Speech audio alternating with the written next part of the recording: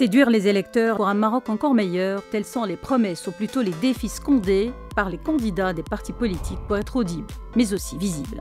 Les moyens ne manquent pas pour faire entendre leur voix, à commencer par les espaces publicitaires sur les géants du virtuel.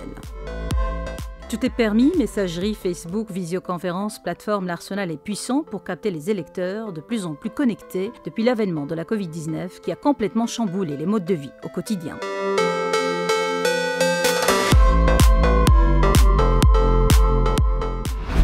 Les dernières données publiées par l'Observatoire des opinions publiques numériques qui a élaboré un baromètre de l'empreinte numérique des partis politiques au Maroc du premier semestre 2021 dévoilent que seulement 4 partis politiques s'accaparent la majorité de la communication politique sur Internet. Il s'agit du RNI, du PJD, de l'Istiqlal et du PAM.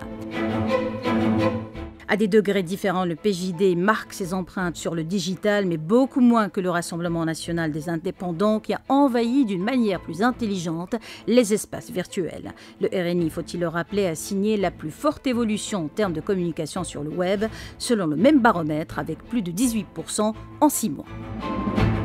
Les autres partis n'en demeurent pas moins actifs sur les réseaux sociaux, mais d'une manière plus ou moins conservatrice.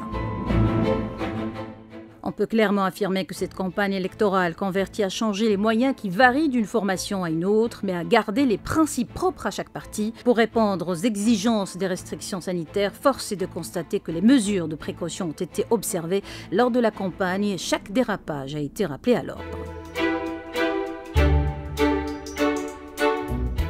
Côté liste électorale, les chiffres arrêtés au 30 juillet montrent qu'en 5 années, pas moins de 2 millions de nouveaux électeurs sont venus enrichir le nombre des précédentes législatives, soit 14,5% de plus qu'en 2016.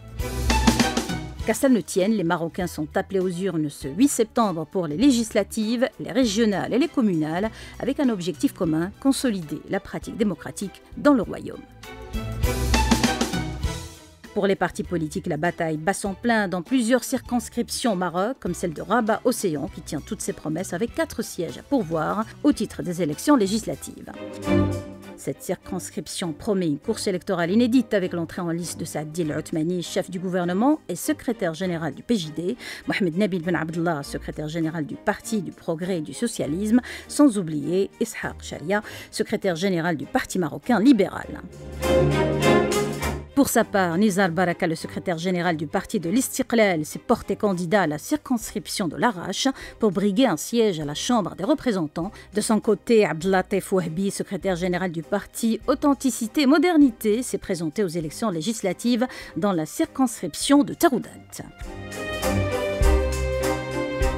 Quant à Mohamed Sajid, secrétaire général de l'Union constitutionnelle, et Mohamed Lansar, secrétaire général du Mouvement populaire, ils ont opté pour les élections régionales en se présentant respectivement en tant que tête de liste au niveau des conseils régionaux de Casablanca-Stade et de Fès-Meknès.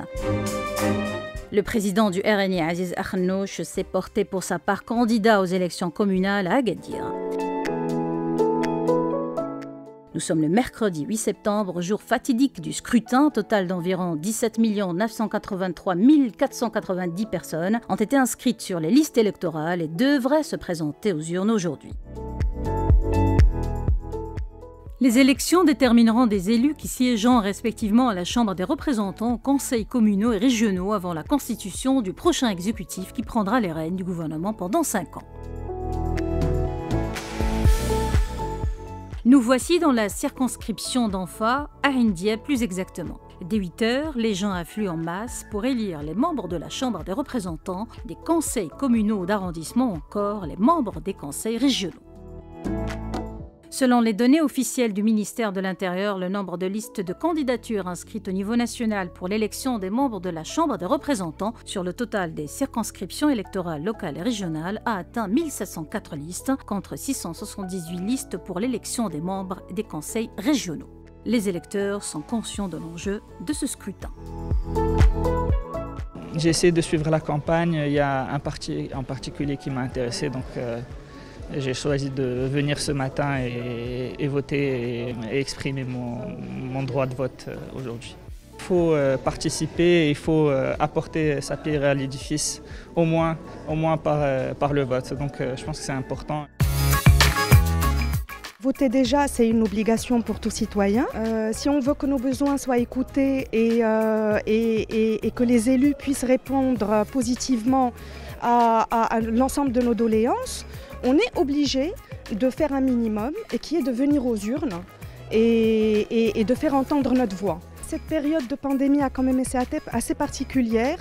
Beaucoup de secteurs ont souffert, beaucoup de familles ont vu leurs moyens financiers réduits. Ces élections aujourd'hui peuvent permettre cette relance par le biais justement des bonnes personnes, des bons partis et des programmes qui répondent au mieux aux besoins économiques de tout un chacun.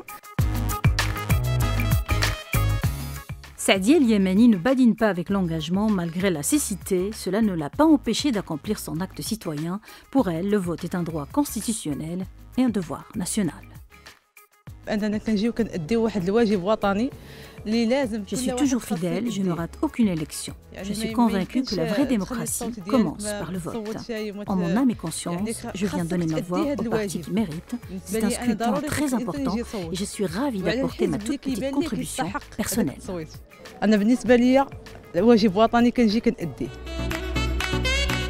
Professeur Mohamed Barrada, homme politique et ancien ministre, figurait également parmi les électeurs. Il nous dévoile une analyse très pertinente des élections.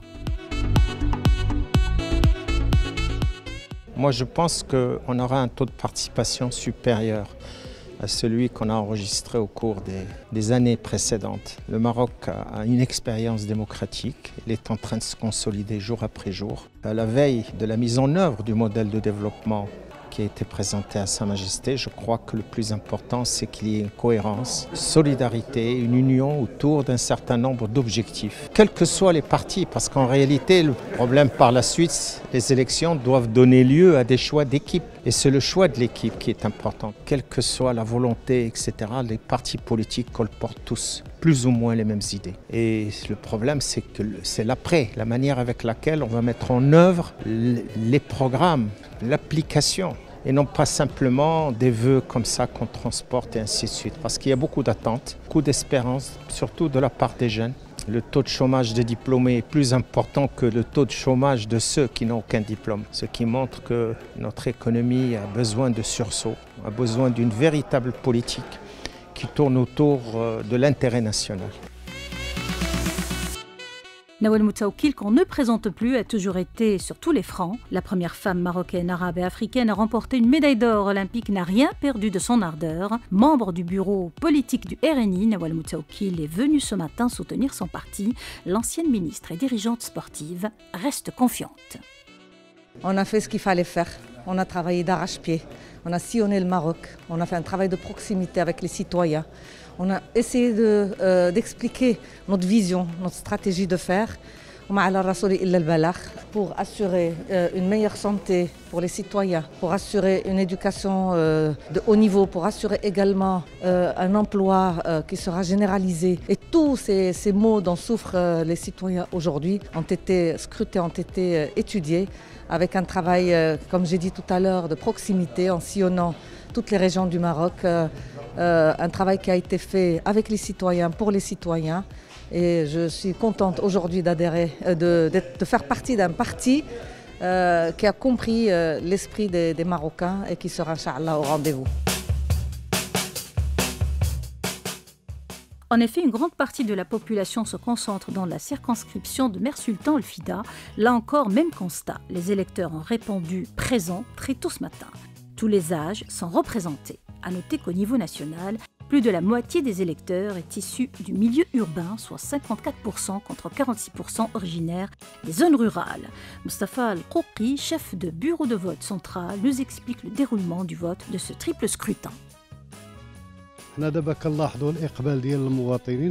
Pour le moment, le niveau de participation est assez bien. Le citoyen ne peut voter qu'avec sa carte nationale. Après les vérifications de coutume, notamment l'identité et son inscription sur les listes électorales, 2 bulletins lui sont remis, dont un pour les élections législatives et le second pour les élections communales et régionales. Il coche son choix dans l'isoloir et retourne auprès du chef du bureau pour mettre son bulletin dans l'urne. Par la suite, on marque le doigt de l'électeur par un produit spécial pour montrer qu'il a déjà voté. Ce après quoi, il quitte le bureau de vote.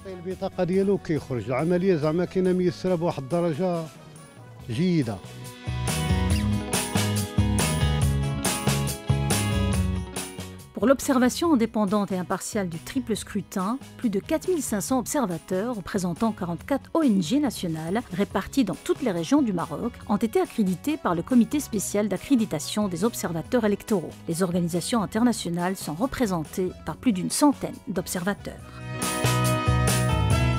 À 17h, le ministère de l'Intérieur a évalué le taux de participation officielle à 36% à l'échelle nationale. L'opération de vote se poursuit dans l'ensemble du royaume jusqu'à 19h. Certes, la concurrence bat son plein, reste à savoir qui sortira vainqueur de cette course électorale.